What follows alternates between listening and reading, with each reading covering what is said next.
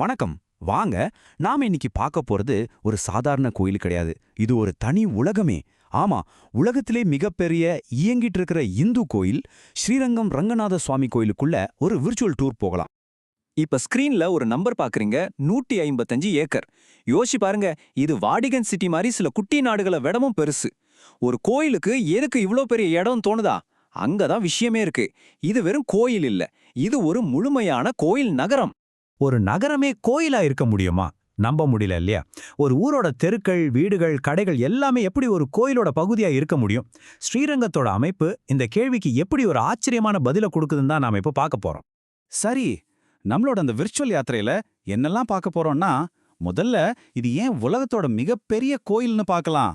அப்புறம் அதோட புராணம், வரலாறு. அடுத்து கட்டிடக்கலையோட பிரம்மாண்டம். அப்புறம் மூலவரோட தரிசனம். கடைசியா இது எப்படி ஒரு பக்தியோட மகா மையமா இருக்குன்னு தெரிஞ்சுக்கலாம். வாங்க, ஒவ்வொன்னா பார்க்கலாம். ஓகே, நம்ம பயணத்தோட முதல் கட்டத்துக்குள்ள போலாம். ஸ்ரீரங்கம் ஏன் பூலோக வைகுண்டம்னு அழைக்கப்படுது?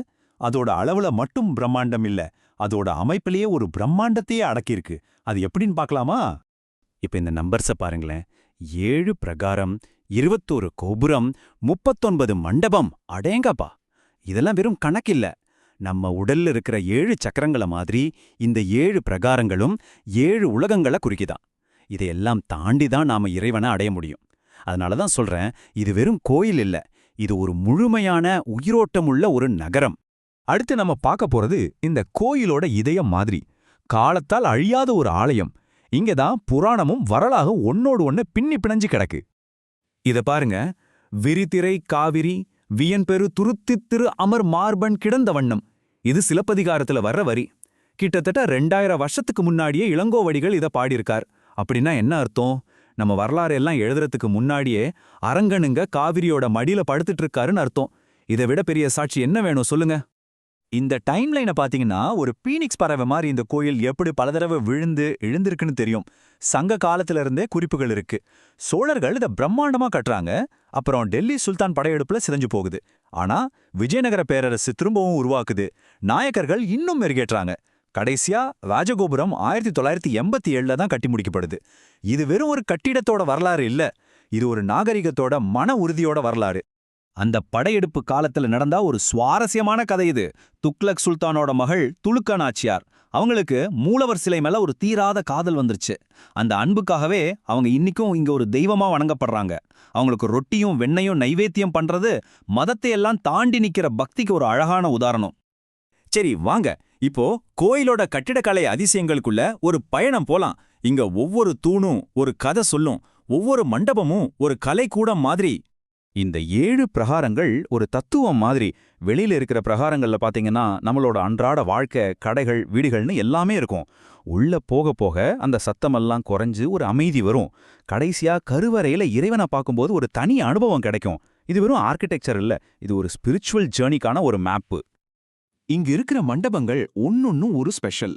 உதாரணத்துக்கு 1000 கால் மண்டபத்தை எடுத்துக்கிட்டா அது விஜயநகர பேரரசோட இன்ஜினியரிங் திறமைக்கு ஒரு சாட்சி.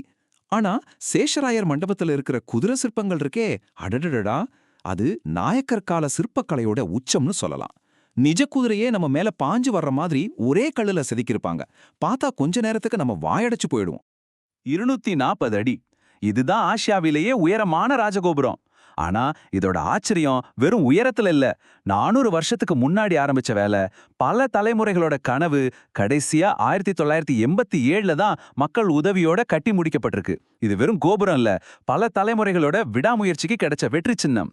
சரி, இப்போ நம்ம பயணத்தோட முக்கியமான கட்டத்துக்கு வந்தாச்சு.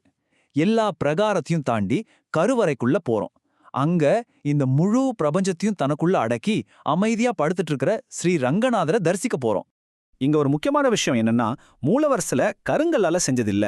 இது சுதைன்னு சொல்ற ஒரு ஸ்பெஷல் மூலிகை கலவையால உருவாக்கப்பட்டது. அதாவது சுண்ணாம்பு, வெல்லம், மூலிகைகள்னு எல்லாம் சேர்த்து செஞ்சது. அதனால தான் இவருக்கு அபிஷேகம் செய்ய மாட்டாங்க. வருஷத்துக்கு 2 தடவை மூலிகை தைலம் மட்டும் பூசுவாங்க. ஆதிசேஷன் மேல படுத்திருக்கிற அந்த திருக்கோலத்துக்குள்ள நிறைய அர்த்தங்கள் இருக்கு. இலங்கை மன்னன் விபீஷணனுக்கு கொடுத்த வாக்குக்காக அவர் தெற்கு திசையை பார்த்த மாதிரி இருக்கார். கிட்டத்தட்ட 20 அடி நீளம். அந்த பிரம்மாண்டமான உருவத்தை பார்க்கும்போது ஒரு நிமிஷம் நம்மளையே மறந்துருவோம். அந்த தரிசனம் ஒரு தனி அனுபவம். சரி, கடைசியா இந்த கோயில் ஏன் ஸ்ரீ வைஷ்ணவத்தோட இதயமா இருக்குன்னு பார்க்கலாம். இது வெறும் கோயில் இல்ல, ஒரு பெரிய தத்துவத்தோட பிறப்பிடம், பக்தியோட சங்கமம்.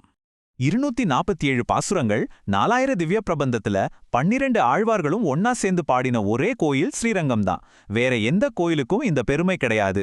எல்லா ஆழ்வார்களும் இந்த அரங்கனோட அழகில மயங்கி பாடியிருக்காங்க. இதுதான் இந்த இடத்தோட ஆன்மீக மகத்துவம். இப்ப நான் சொல்ல போறது கொஞ்சம் ஆச்சரியமா இருக்கும், ஆனா இது உண்மை. ஸ்ரீ வைஷ்ணவத்தோட மிக முக்கியமான ஆச்சாரியார் ஸ்ரீ ராமானுஜர். அவரோட திருமேனி 1000 வருஷமா எந்த ரசாயனமும் இல்லாம தானான திருமேனியா இங்க பாதுகாக்கப்பட்டு வருது. இன்னைக்கும் நாம அதை தரிசிக்க முடியும். இது அறிவியலுக்கு அப்பாற்பட்ட ஒரு ஆன்மீக அதிசயம். இந்த கோயிலோட பழமை, அதோட கலாச்சாரத்தை பாதுகாக்கிற விதம், இதெல்லாம் பாராட்டி 2017ல யுனெஸ்கோ ஒரு பெரிய விருது கொடுத்திருக்கு. நம்ம முன்னோர்கள் நமக்கு கொடுத்த இந்த பொக்கிஷத்தை நாம எவ்வளவு நல்லா பாத்துக்கிறோன்னு உலகமே அங்கீகரிச்சிருக்கு. நம்ம பயணத்தோட கடைசிக்கு வந்துட்டோம். ஆரம்பத்துல ஒரு கேள்வி கேட்டோம் இல்லையா?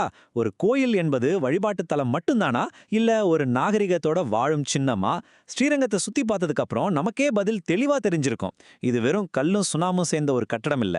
இது சோழர்களோட கலை, ஆழ்வார்களோட பக்தி, ராமானுஜரோட தத்துவம், கோடிக்கணக்கான மக்களோட நம்பிக்கை, இது எல்லாத்தையும் சேர்த்து வச்சிருக்கிற ஒரு நாகரிகத்தோட துடிக்கிற இதயம். நீங்க என்ன நினைக்கிறீங்க?